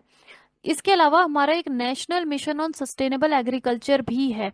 और ये जो नेशनल मिशन है इसमें हम फोकस करते हैं कि क्लाइमेट रेजिलिएंट प्रैक्टिसेस क्या होनी चाहिए एग्रीकल्चर सेक्टर में, techniques to reduce methane emission in rice cultivation. देखो तो जो ये हमारा मिशन है सस्टेनेबल एग्रीकल्चर, इसमें ऑलरेडी ये दिया हुआ है कि राइस का जो कल्टीवेशन है उससे मेथेन को हम रिड्यूस किस तरीके से कर सकते हैं। इस पर रिसर्च और टेक्नोलॉजी डेवलपमेंट इन सब पे अभी काम चल रहा है। सो दैट्स वाई इंडिया ने स्पेसिफिकली जो ग्लोबल मीथेन प्लेज है उसको साइन नहीं किया, बिकॉज हमारे अपने खुद के टारगेट्स यहाँ पे ऑलरेडी सेट है पहले से ही। अब देख लेते हैं कि रेडिएटिव फोर्सिंग क्या होती है। तो radiative forcing is difference between solar irradiance absorbed by earth and energy radiated back to space. देखो इसका मतलब क्या है कि जो सन है, सन से सोलर रेडिएशन अर्थ पे पहुंचती है और फिर अर्थ का टेम्परेचर बढ़ जाता है और अर्थ यहाँ से इमिट करता है इंफ्रारेड रेडिएशन को।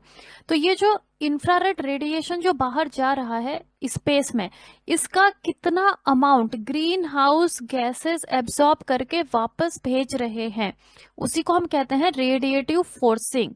How much of that infrared radiation is absorb by green house gases.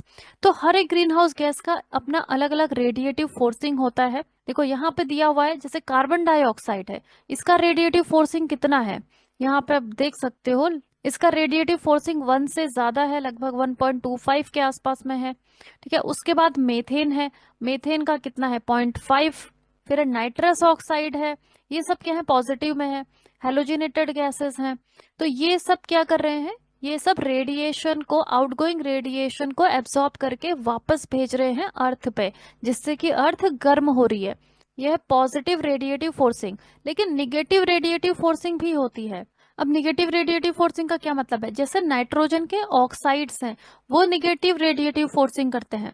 ये क्या है, this is nitrous oxide. Nitrous oxide का मतलब है N2O। नाइट्रोजन ऑक्साइड में आते हैं NO, NO2, nitric oxide and nitrogen dioxide. ये क्या करते हैं, ये इनकमिंग सोलर रेडिएशन को रिफ्लेक्ट करते हैं, वापस भेजते हैं, ये एब्सॉर्ब नहीं करते, इसलिए इनका रेडिएटिव फोर्सिंग निगेटिव में है। और भी गैसेस हैं, जैसे सल्फर डाइऑक्साइड है, इसका रेडिएटिव फोर्सिंग भी निगेटिव में ही है, क्योंकि ये भी क्या करता है, ये इनकमिंग सोलर रेडिएशन को वापस भेज देता है स्पेस में। इसके अलावा है अमोनिया, इसका भी निगेटिव में है। जो ब्लैक कार्बन है, ये क्या करता है, ये एब्सॉर्ब करता है, आउटगोइंग इंफ्रारेड रेडिएशन को एब्सॉर्ब करता है और वापस अर्थ पर भेजता है, तो इसका पॉजिटिव में है। जो एल्बिडो है, इरिगेशन एल्बिडो, एल्बिडो जैसे कि जो स्नो है, स्नो का एल्बिडो कितना होता है, बहुत ज्यादा होता है, 90%। इट मीन्स कि जो इनकमिंग सोलर रेडिएशन है उसको वो बाहर भेज देता है, वापस स्पेस में भेज देता है, तो इसका भी क्या है, रेडिएटिव फोर्सिंग निगेटिव में है। तो रेडिएटिव फोर्सिंग पॉजिटिव और निगेटिव दोनों में ही होता है। जो ग्रीन हाउस गैसेस है उनका क्या होगा, पॉजिटिव में होगा। इट मीन्स कि वो आउटगोइंग जो इंफ्रारेड रेडिएशन है उसे एब्जॉर्ब करके वापस अर्थ पे भेज रही है। और जिनका निगेटिव है, जैसे नाइट्रोजन ऑक्साइड, सल्फर डाइऑक्साइड, ये क्या कर रहे हैं, ये वापस भेज रहे हैं इंफ्रारेड रेडिएशन को स्पेस में, ये वापस भेज रहे हैं। अब देख लेते हैं ग्लोबल वार्मिंग पोटेंशियल अलग अलग ग्रीन हाउस गैसेस की। ये डिटरमिन होता है दो फैक्टर से। सबसे पहले कि रेडिएटिव फोर्सिंग कितना है उस ग्रीन हाउस गैस का, इसका मतलब कि कितना वो एब्जॉर्ब कर रहा है आउटगोइंग इंफ्रारेड रेडिएशन को। और दूसरा, उसका लाइफ टाइम कितना है, कितने टाइम तक वो एटमॉस्फेयर में रहने वाली है वो गैस। तो इसके लिए हम स्टैंडर्ड लेते हैं कार्बन डाइऑक्साइड। कार्बन डाइऑक्साइड का ग्लोबल वार्मिंग पोटेंशियल कितना है, 1 है। इससे अब हम कंपेयर करेंगे। तो कार्बन डाइऑक्साइड का लाइफ टाइम लगभग 100 साल का है ऑन एन एवरेज, और इन 100 सालों में इसका जो ग्लोबल वार्मिंग पोटेंशियल है वो है 1। ग्लोबल वार्मिंग पोटेंशियल मतलब कि ग्रीन हाउस इफेक्ट करने का कितना ज्यादा पोटेंशियल है। अब मेथेन है, मेथेन का लाइफ टाइम लगभग 12 से 15 साल तक ही रहता है, और इसका ग्लोबल वार्मिंग पोटेंशियल कितना है, 25। इसका मतलब कि कार्बन डाइऑक्साइड से 25 टाइम्स ज्यादा ये ग्रीन हाउस इफेक्ट करता है। फिर नाइट्रस ऑक्साइड, इसका लाइफ टाइम है 120 साल तक ये एटमॉस्फेयर में रहती है, और इसका कितना है 290। क्लोरोफ्लोरोकार्बन, इनका ऑन एन एवरेज 100 ईयर्स का लाइफ टाइम है, 6000 है इनका global warming potential. It means कि बहुत ज्यादा इनका ग्लोबल वार्मिंग पोटेंशियल है। फिर है हाइड्रोफ्लोरोकार्बन्स, इनका लाइफ टाइम है 1 से 250 साल, एंड यू कैन सी लगभग 10,000 इनका ग्लोबल वार्मिंग पोटेंशियल है। देन है हाइड्रोक्लोरोफ्लोरोकार्बन, इनका लाइफ टाइम है लगभग 15 साल और 1000 इनका ग्लोबल वार्मिंग पोटेंशियल है। पर फ्लोरोकार्बन, ये बहुत ज्यादा एक्सट्रीमली स्टेबल होता है, इनका लाइफ टाइम है 1000 से 50,000 साल तक ये रह सकता है एटमॉस्फेयर में, और 5000 है इनका ग्लोबल वार्मिंग पोटेंशियल। देन आता है सल्फर हेक्साफ्लोराइड SF6, लगभग 3000 इसका लाइफ टाइम है और 24,000 इसका ग्लोबल वार्मिंग पोटेंशियल है। तो हम देख सकते हैं यहाँ पे अलग अलग गैसेस का अलग अलग ग्लोबल वार्मिंग पोटेंशियल है। अब देखो इसी से रिलेटेड एक क्वेश्चन भी पूछा गया था, arrange the following gases in ascending order of their global warming potential. तो इसमें दिया है carbon dioxide, methane, sulphur hexafluoride, CFC11, nitrous oxide. तो इसका आंसर क्या है, answer is B, option B, ये वाला इसका आंसर है। तो हम देख लेते हैं जो जो गैसेस दी गई हैं इसमें। तो सबसे पहले तो CO2 दिया हुआ है, फिर दूसरा पूछा गया है मीथेन, फिर है SF6 पूछा गया है, फिर है CFC11, और फिर है N2O। अब इसमें क्या पूछा गया है, इनका असेंडिंग ऑर्डर बताओ। तो असेंडिंग ऑर्डर ये आ जाएगा, सबसे पहले आ जाएगी कार्बन डाइऑक्साइड 1, फिर है मेथेन नंबर 2 पे, फिर नाइट्रस ऑक्साइड नंबर 3, फिर CFC नंबर 4 और फिर SF6 नंबर 5। तो ये इनका आ गया ऑर्डर। इट मीन्स कि A, B, E, D and C। This is the option. This option is correct. अब नेक्स्ट है मिटिगेशन ऑफ क्लाइमेट चेंज। ये बहुत ज्यादा इंपॉर्टेंट टॉपिक है। इससे रिलेटेड जो करंट अफेयर्स है वो बहुत इंपॉर्टेंट है। उससे नेट पेपर 1 में भी क्वेश्चन आते हैं, पेपर 2 में तो आते ही है। तो इंडिया के जो इनिशिएटिव हैं क्लाइमेट चेंज को लेके वो कौन कौन से हैं? 2008 में गवर्नमेंट ने लॉन्च किया था NAPCC, national action plan for climate change. इसमें 8 मिशन है। पहला है नेशनल सोलर मिशन, दूसरा है National Mission for Enhanced Energy efficiency, तीसरा है National mission on sustainable habitat, चौथा है नेशनल वाटर मिशन, पांचवा है National Mission for Sustaining Himalayan ecosystem, sixth है ग्रीन इंडिया मिशन, सेवेंथ है National Mission for sustainable agriculture, फिर एट्थ है National mission on strategic knowledge for climate change. देखो अभी कब लॉन्च हुए थे? नेशनल वाटर मिशन 2011 में, national Mission for Sustaining Himalayan ecosystem 2010 में लॉन्च हुआ था। फिर national Mission for strategic knowledge on climate change ये 2014 में लॉन्च हुआ था। नेशनल सोलर मिशन 2010 में, national Mission for Enhanced Energy efficiency 2010, national mission on sustainable habitat 2010, national Mission for sustainable agriculture 2012, green India mission 2014। तो जो पहला है उसे हम देख लेते हैं, नेशनल सोलर मिशन। ये बहुत इंपॉर्टेंट है, इससे करंट अफेयर्स से क्वेश्चन पूछे जाते हैं इसमें से। तो नेशनल सोलर मिशन लॉन्च हुआ था 2010 में। उस वक्त जो टारगेट था वो था टारगेट ऑफ 20 गीगावाट की सोलर एनर्जी प्रोडक्शन करना by grid connected solar power 2022 तक। अभी ग्रिड कनेक्टेड सोलर पावर क्या है? सोलर एनर्जी बनाई जाती है, ये आपने देखा होगा रूफ टॉप, जो कि रूफ्स पे इस तरीके के सोलर पैनल लगा दिए जाते हैं और ये पैनल सन की एनर्जी को टैप करते हैं और एनर्जी प्रोड्यूस करते हैं। इसे हम कहते हैं रूफ टॉप सोलर पैनल। दूसरे आते हैं ग्रिड कनेक्टेड सोलर पैनल। अब यहाँ पे क्या है कि दिन के टाइम पे तो सोलर एनर्जी आती है और ये सोलर पैनल यहाँ पे इलेक्ट्रिसिटी बनाते हैं जिसे हम यूज करते हैं, लेकिन नाइट टाइम पे सन इज नॉट अवेलेबल। तो उस टाइम पे जो हमारा नॉर्मल जो कनेक्टेड होता है, ग्रिड से कनेक्टेड जो इलेक्ट्रिसिटी होती है उसे हम यूज करते हैं। तो इसे ही हम कहते हैं grid connected solar power. It means कि डे टाइम पे हम सोलर एनर्जी यूज करते हैं, नाइट टाइम पे जो हमारी कॉमन इलेक्ट्रिसिटी है उसे हम यूज करते हैं। तो ऐसी ग्रिड कनेक्टेड 20 गीगावाट तक का सोलर एनर्जी प्रोडक्शन का टारगेट था 2022 तक, जब 2010 में सोलर मिशन लॉन्च हुआ था। अब देखो इसमें चेंजेस आते रहते हैं और जो कि करंट अफेयर्स का पार्ट है। अब ये नेशनल सोलर मिशन जो है इसमें नए टारगेट्स आ चुके हैं। 2015 में गवर्नमेंट ने डिसाइड किया कि 2022 तक हम 100 गीगावाट सोलर एनर्जी प्रोड्यूस करेंगे। पहले कितना था? 2022 तक 20 गीगावाट की इलेक्ट्रिसिटी जनरेट करनी थी, लेकिन अब टारगेट कितना है? 100 गीगावाट सोलर पावर को जनरेट करेंगे 2022 तक। ये टारगेट अपडेट किया गया था 2015 में। अब इसे अचीव करने के लिए किस तरीके से डिवाइड किया गया था? तो पहला तो जो रूफ टॉप सोलर है वो 40 गीगावाट तक का प्रोड्यूस किया जाएगा, रूफ टॉप सोलर यानी कि दिस वन। और दूसरा लार्ज एंड मीडियम स्केल जो ग्रिड कनेक्टेड है उसको 60 गीगावाट तक का ग्रिड कनेक्टेड यानी कि ये वाला जो है इसे 60 गीगावाट तक सोलर एनर्जी प्रोड्यूस किया जाएगा। इसके साथ ही ये टारगेट था कि 2022 तक हमें कम से कम 20 million solar lighting system install करने हैं रूरल एरियाज में। तो ये टारगेट थे, 2015 में इनको अपडेट किया गया था। अब 2023 में India became world's third largest producer of solar power. तो लार्जेस्ट प्रोड्यूसर कौन है? जापान, उसके बाद सेकंड नंबर पे चाइना, और इंडिया बन गया third number solar power producer 2023 में। और कितनी सोलर पावर जनरेट करी? 113 बिलियन यूनिट्स की सोलर पावर जनरेट करी इंडिया ने। तो इट मीन्स कि जो सोलर मिशन है ये काफी ज्यादा सक्सेसफुल रहा है। फिर दूसरा आता है National Mission for Enhanced Energy efficiency. तो इसमें कौन कौन से इनिशिएटिव्स हैं? इसमें पहला है perform, achieve and trade. Perform, achieve and trade का क्या मतलब है? देखो पहले तो ये किस चीज से रिलेटेड है? ये है एनहांस्ड एनर्जी एफिशिएंसी। इसका मतलब कि जो हम एनर्जी यूज कर रहे हैं, सपोज कोल का यूज हो रहा है, अभी कोल से एनर्जी प्रोडक्शन का जो कैपेसिटी है वो है लगभग 40%, यानी कि हम 40% ही उसकी एनर्जी को कैप्चर कर पाते हैं। तो लेकिन हमें ऐसी टेक्नोलॉजी डेवलप करनी है जिससे कि कोल में जितनी भी एनर्जी है उसका हम 80 to 90% एनर्जी को कैप्चर कर पाए। उसे हम कहते हैं enhanced Energy efficiency, energy efficiency को बढ़ा देना। तो इसके लिए यहाँ पे गवर्नमेंट ने पैट लॉन्च किया था, perform, achieve and trade. It means कि सपोज दो इंडस्ट्रीज हैं और दोनों को टारगेट दिया गया है कि आप अपनी एनर्जी एफिशिएंसी को 30 टाइम्स इंक्रीज करो, दोनों के पास में टारगेट है। सपोज इसने अपनी एनर्जी एफिशिएंसी को, सपोज दिस ए ने अपनी एनर्जी एफिशिएंसी को 50% इंक्रीज कर लिया, और ये जो इंडस्ट्री बी है ये सिर्फ 10% ही इंक्रीज कर पाया, लेकिन इसको, इसका टारगेट कितना है, 30% इंक्रीज करना है। तो ये अपना जो इसने 20% एक्स्ट्रा अचीव किया है वो इस इंडस्ट्री को बेच सकता है। अपनी जो एनर्जी एफिशिएंसी उसने अचीव करी है उसे यहाँ पे बेच सकता है, और ये जो इंडस्ट्री बी है इसको पे करेगा इसके लिए।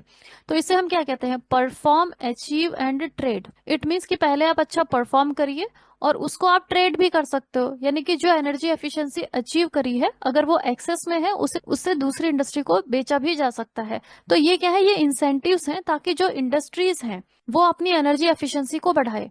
दूसरा जो इसका इनिशिएटिव है वो है market transformation for energy efficiency. देखो एनर्जी एफिशिएंट अगर बनना है तो पूरा का पूरा जो इंडस्ट्री है, मार्केट है, उसको ट्रांसफॉर्म करने की जरूरत पड़ेगी, नई टेक्नोलॉजीज को इंक्लूड करने की जरूरत पड़ेगी। तो उस वो सब कौन करेगा, गवर्नमेंट उसको फैसिलिटेट करेगा इसके अंडर में। एनर्जी एफिशिएंसी फाइनेंसिंग प्लेटफॉर्म, अगर कोई भी इंडस्ट्री नई टेक्नोलॉजी को इस्तेमाल करना चाहती है तो उसे क्या चाहिए, उसको उसके लिए फाइनेंसिस की जरूरत है। वो फाइनेंसिस भी गवर्नमेंट ही प्रोवाइड करेगा, थ्रू बैंकिंग सिस्टम के थ्रू उसको प्रोवाइड करेगा अंडर दिस मिशन। फिर है framework for energy efficiency economic development, यानी कि जो हमारा पूरा इकोनॉमी है वो एनर्जी एफिशिएंसी के हिसाब से चले, वो एनर्जी एफिशिएंसी को इनकॉर्पोरेट करे, इसके लिए फ्रेमवर्क इसमें बनाया जाएगा। तो ये है National Mission for Enhanced Energy Efficiency. फिर third one is national Mission for Sustaining Himalayan Ecosystem. देखो अभी जो क्लाइमेट चेंज हो रहा है उसका सबसे ज्यादा इम्पैक्ट किस पर पड़ रहा है, हिमालयन इकोसिस्टम पे। यह है इंडिया का मैप। इंडिया में हिमालयन स्टेट्स कौन कौन से हैं, जम्मू कश्मीर, हिमाचल प्रदेश, उत्तराखंड, सिक्किम, बाकी नॉर्थ ईस्ट के Arunachal Pradesh, Assam, Nagaland, Manipur, Mizoram, Tripura.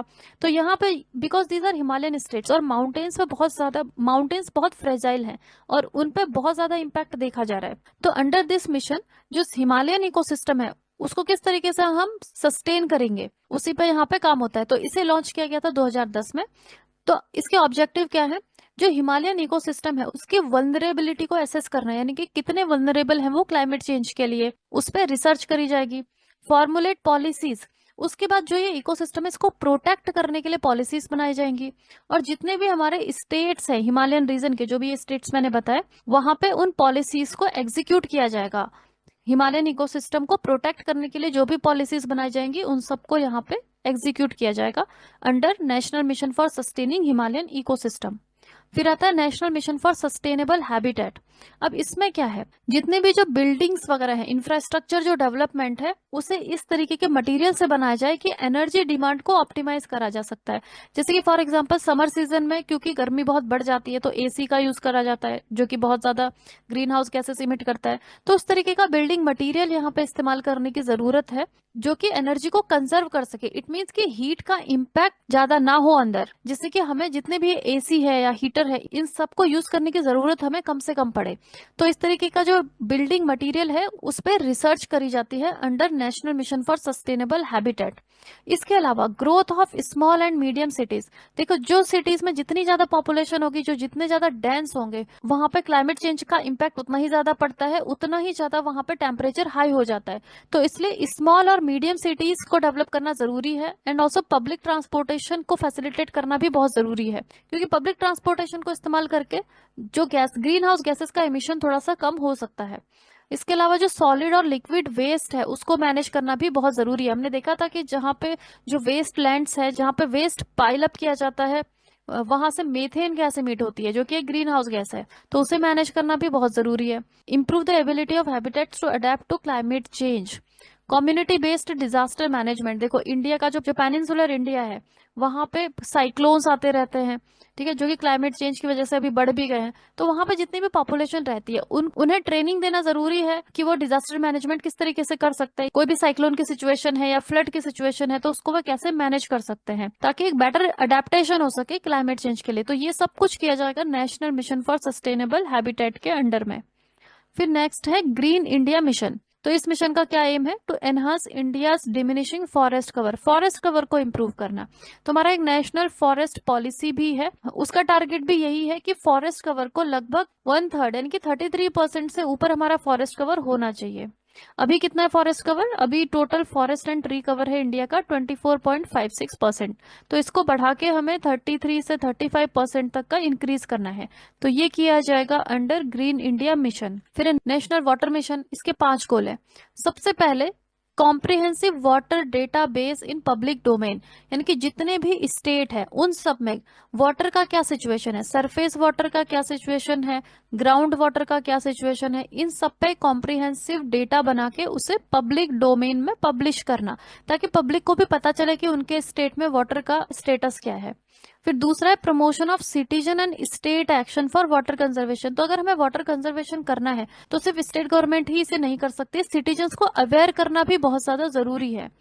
Attention to vulnerable areas, देखो कुछ स्टेट है जो कि काफी ज्यादा ओवर एक्सप्लॉयटेड है, जैसे कि agriculture dominated state Punjab, Haryana, यहाँ पे बहुत ज्यादा पानी की कमी है, बिकॉज जो वाटर है, ग्राउंड वाटर है, वो सब एग्रीकल्चर के लिए डाइवर्ट कर दिया जाता है या फिर इंडस्ट्रीज के लिए डाइवर्ट कर देते हैं। तो ये वल्नरेबल एरियाज हैं, इन पे भी स्पेशल फोकस किया जाएगा। वाटर यूज की एफिशिएंसी को 20% इंक्रीज किया जाएगा। देन वाटर रिसोर्स मैनेजमेंट, यानी कि जितने भी हमारे वाटर रिसोर्सेज हैं उन सबको इस बेहतर तरीके से मैनेज किया जा सके ताकि सस्टेनेबल यूज हो इंडस्ट्रीज में, इरिगेशन में। नेक्स्ट है National Mission for sustainable agriculture. देखो अभी क्लाइमेट चेंज का इम्पैक्ट एग्रीकल्चर पे भी देखा जा रहा है, क्योंकि जितने भी प्लांट स्पीशीज है, जो हमारे क्रॉप्स है, चाहे वो वीट हो, राइस हो, उन सबको एक स्पेसिफिक टेम्परेचर चाहिए ग्रो करने के लिए। लेकिन अभी टेम्परेचर बढ़ रहा है तो उनका जो प्रोडक्शन है वो भी कम हो रहा है और फ्यूचर में वो और कम होने के चांसेस हैं। तो यहाँ पे under this national Mission for sustainable agriculture, इसमें प्रमोट किया जाएगा लोकेशन स्पेसिफिक इंटीग्रेटेड और कंपोजिट फार्मिंग सिस्टम को प्रमोट किया जाएगा। यहाँ पे लोकेशन स्पेसिफिक का मतलब ये है कि जो इंडिया है, इंडिया एक बहुत बड़ा कंट्री है, तो यहाँ पे क्लाइमेटिक कंडीशन हर जगह अलग अलग पाई जाती है। जैसे साउथ है, साउथ में टेम्परेचर थोड़ा ज्यादा रहता है, तो वहां पे जो क्रॉप प्रोडक्शन है, वहां पे जो एग्रीकल्चर होता है, उसको अलग तरीके से उसके लिए पॉलिसीज बनाई जाएंगी। नॉर्थ ईस्ट के लिए अलग तरीके से, नॉर्थ इंडिया के लिए अलग, वेस्ट इंडिया के लिए अलग। तो इस तरीके से जो लोकेशन स्पेसिफिक स्ट्रेटेजी बनाई जाएगी एग्रीकल्चर को ज्यादा प्रोडक्टिव बनाने के लिए। इसके साथ ही सॉइल और मॉइस्चर कंजर्वेशन भी किया जाएगा। जैसे जैसे क्लाइमेट चेंज हो रहा है, टेम्परेचर बढ़ रहा है, तो जो सॉइल है वो ड्राई हो रही है, मॉइस्चर की कमी हो रही है, उस मॉइस्चर को भी बचाना है। उसके लिए जैसे मल्चिंग किया जा सकता है, ये आप दे सकते हो, उसमें जो सूखे हुए लीव्स हैं या स्ट्रॉ है उसे इस तरीके से यूज किया जाता है। इसे हम क्या कहते हैं? मल्चिंग कहते हैं। इससे जो नीचे सॉइल में पानी है वो इवेपोरेट नहीं होता। तो इस तरीके से बहुत सारे मेथड्स हैं जिससे कि सॉइल कंजर्वेशन किया जा सकता है। Increase the productivity of rain fade farming. देखो इंडिया में जो एग्रीकल्चर होता है दो तरीके से होता है। एक तो रेन फेड, यानी कि वो डिपेंड है किस पे? रेन पे। जब बारिश होगी तो एग्रीकल्चरल फील्ड्स यानी कि खेतों को पानी मिलेगा। और कुछ होते हैं जो कि इरिगेशन, जहाँ पे इरिगेशन की व्यवस्था होती है, यानी कि जो कैनाल्स के थ्रू पानी लेके जाते हैं। तो जो रेन फेड फार्मिंग है, जहाँ जो डिपेंड है रेनफॉल पे, तो वहां पे प्रोडक्टिविटी को इंक्रीज करना बहुत जरूरी है, तो उस पर भी फोकस किया जाएगा। इसके अलावा इंटीग्रेटेड वाटर मैनेजमेंट प्रोग्राम है, जो कि ecological balance, to restore ecological balance by conserving and developing degraded natural resources. देखो जितना भी पूरा का पूरा ये जो वाटर मैनेजमेंट सिस्टम है, या फिर ये जो वाटरशेड एरिया है, पूरी जितने भी मेन रिवर है, उसकी ट्रिब्यूटरीज है, उस सब में वाटर को मैनेज किया जाएगा ताकि उसका हम सस्टेनेबल इस्तेमाल कर सके। कहाँ पे? एग्रीकल्चर में।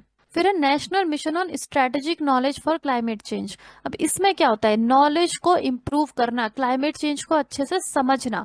इट मीन्स कि रिसर्च पे फोकस किया जाता है, research and development related to climate science. क्योंकि जितनी ज्यादा रिसर्च होगी उतना हमें पता चलेगा, उतनी हमारे पास हम टेक्नोलॉजी डेवलप कर सकते हैं कि हम क्लाइमेट चेंज को कैसे रोक सकते हैं। Research on risk minimized technology selection, encouraging research in climate change impact. जैसे क्लाइमेट चेंज का सोशो इकोनॉमिक सेक्टर में, जैसे agriculture, health, natural ecosystem, biodiversity, coastal zone, इन सब जगहों पे क्या इम्पैक्ट पड़ रहा है, इस पे रिसर्च करी जाएगी under national mission on strategic knowledge for climate change.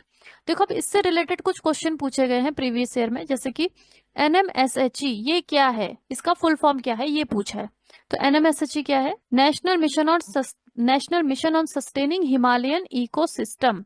तो अभी हमने देखा था this one, national Mission for Sustaining Himalayan ecosystem. तो यही क्वेश्चन पूछा गया है कि NMSHE स्टैंड्स फॉर व्हाट? तो national Mission for Sustaining Himalayan ecosystem. इसके अलावा क्वेश्चन पूछा है which of the following national mission come under national action plan for climate change? तो अभी मैंने बताए थे 8 मिशन इंक्लूडेड हैं national action plan for climate change में। तो इसमें पूछा है कि कौन कौन से हैं। इसमें इन्होंने 5 दिए हैं। National solar mission, water mission, green hydrogen mission, national Mission for sustainable agriculture and national mission on sustainable, ये है हिमालयन इकोसिस्टम। तो इसका ऑप्शन है 4। देखो इसमें से कौन नहीं है वो हम देख लेते हैं। This national green hydrogen mission, ये नहीं है। तो ये मैंने आपको नहीं पढ़ाया था ग्रीन हाइड्रोजन मिशन, क्योंकि ये इंक्लूडेड नहीं है national action plan for climate change में। तो बाकी के जो मिशन हैं, solar mission, water mission, sustainable agriculture, sustainable Himalayan ecosystem, ये सब इंक्लूडेड है national action plan for climate change में। तो इस तरीके से आपकी क्लासेस होंगी जिसमें कि कंप्लीट करंट अफेयर्स को कवर किया जाएगा। इसके साथ ही जितने भी प्रीवियस ईयर के क्वेश्चन है हर एक यूनिट के, वो यहाँ पे कंडक्ट करे जाएंगे and also test series will be conducted. तो स्टूडेंट्स, आप ज्योग्राफी ऑप्शनल के लिए रजिस्टर कर सकते हैं by visiting registration link. Website का लिंक डिस्क्रिप्शन बॉक्स में दे दिया है, आप वहां से भी ज्वाइन कर सकते हैं। अपनी किसी भी क्वेरी के लिए आप दिए गए नंबर पे कॉल कर सकते हैं।